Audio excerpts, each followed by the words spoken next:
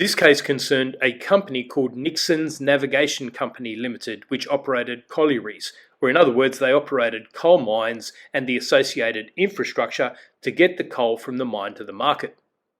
The company was a private, not a public corporation.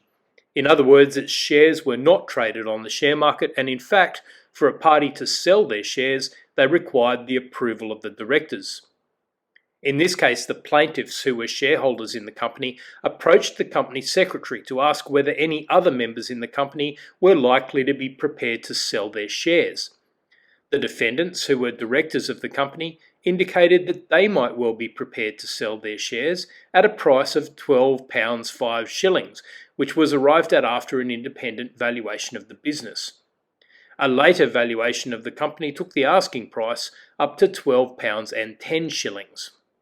Unbeknownst to the plaintiffs, however, the defendants, who, remember, were directors of the firm, had been approached by an outsider named Holden, who was proposing to purchase the entire business and who was proposing to pay much more than £12 and 10 shillings, although it hadn't reached the point of an actual offer. Can you see the problem? If the directors purchased the shares for £12 and 10 shillings each, they could potentially resell those shares almost straight away for a substantial profit.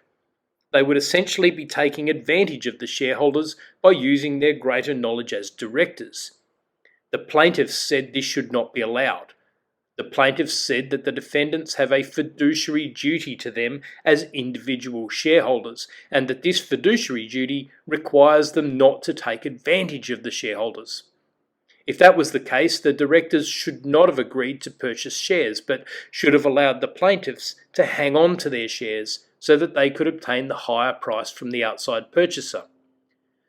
Justice Swinfen Eadie put it this way: it is urged that the directors hold a fiduciary position as trustees for the individual shareholders, and that where negotiations for the sale of the undertaking are on foot, they are in the position of trustees for sale.